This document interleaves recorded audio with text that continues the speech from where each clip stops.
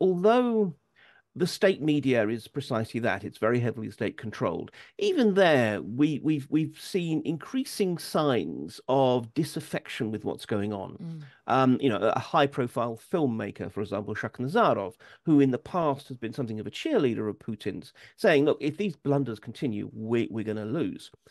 Well, it's 11 days now since Ukraine began its incursion into Russia. And today we've had reports from the MOD that Russia's border defences were just not prepared for the incursion. And this is corroborated by on-the-ground testimony, which has been obtained by The Times.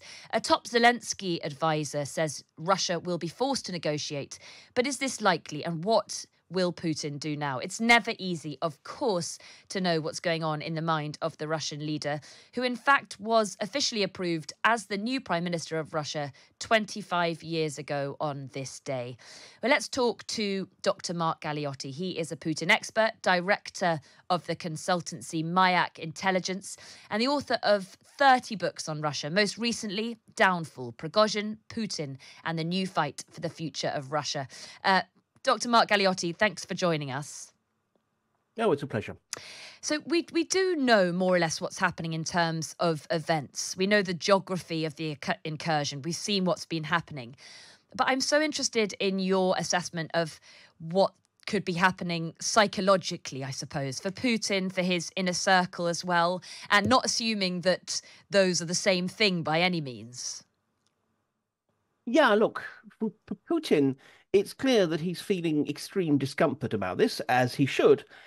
He's had another meeting today of his Security Council, a regular meeting, in which he was talking generally about new techniques and technologies being used in the war and such like, as if there was not an immediate, massive and pressing crisis relating to it that has to be dealt with. This is classic Putin.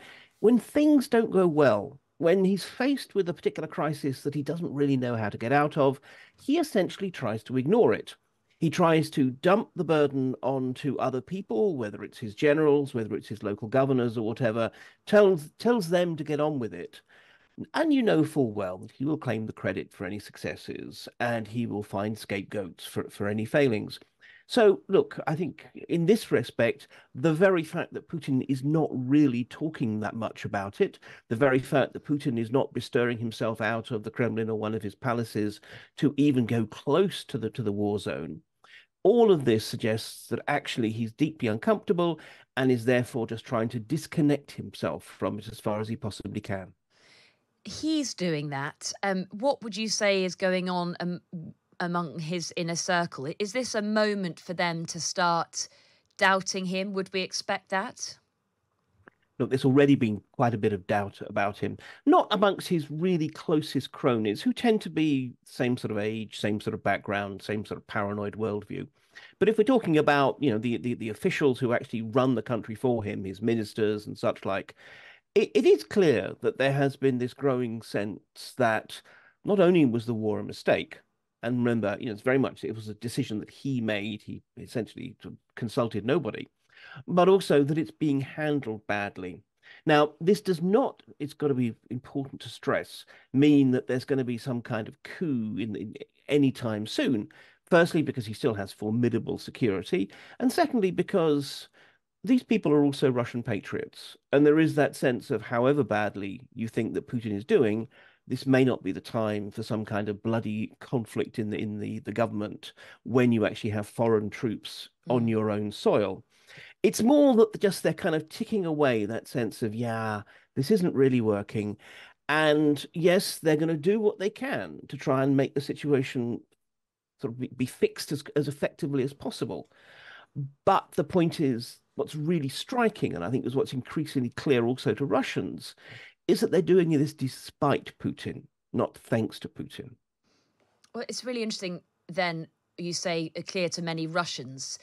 What about them? I mean, what do you think that this, apart from fear, which we of course see in the reports that we get, I mean, how does this psychologically maybe change how they react to the war, which has felt very distant until now? It has, and it is still, we have to say, for most Russians, it is still quite distant. Kursk, it's only a small portion of the region of Kursk which has been sort of occupied. There's no real sense that this is going to be a march on Moscow or similar. But absolutely, the fact of foreign troops on Russian soil, that really is very striking. And it's quite interesting that although the state media is precisely that. It's very heavily state controlled. Even there, we've seen increasing signs of disaffection with what's going on. Mm. A high-profile filmmaker, for example, Shakhnazarov, who in the past has been something of a cheerleader of Putin's, saying, "Look, if these blunders continue, we're going to lose." But what I found most interesting was there's a company called Filter Labs that do a lot of work looking at not just what the narrative is in the official media, but also looking at Russian social media. And mining that, what they are finding is a massive drop off in enthusiasm for support for Putin. Quite the opposite, actually. A lot of negative comments coming out. And in many ways, given that this is an authoritarian regime, we can't have genuine opinion polls. That's about the best insight we have into what ordinary Russians are thinking. They're thinking this is a disaster. Again, it doesn't mean to say they're about to march on the Kremlin, but the degree to which they feel that the past two and a bit years have actually been going in the wrong direction is quite clear. That's really interesting. So the ripples of dissatisfaction may lead to something bigger. Yes, but as I say, not now. I think, in some ways, the irony is that actually the fact of Ukrainian invasion in some ways makes Putin's position unassailable for the moment. But it means that so much gets kind of accumulated in terms of just bad feelings towards him, a sense that his old authority and his legitimacy, which we have to acknowledge he used to have, but nonetheless, precisely, he's no longer the figure of 20 years ago. And when there's another crisis that is in some ways one that it is safer to respond to, an economic crisis, for example, which is quite likely given the way that the Russian economy is overheating, Mm. at that point, people will be faced with a much starker question. Is it worth putting myself out, putting myself on the line to save Putin? Or is this actually the time to finally try and move on to someone else? Really interesting hearing your insight as ever. Dr. Mark Galeotti, thank you very much indeed for joining us on Times Radio.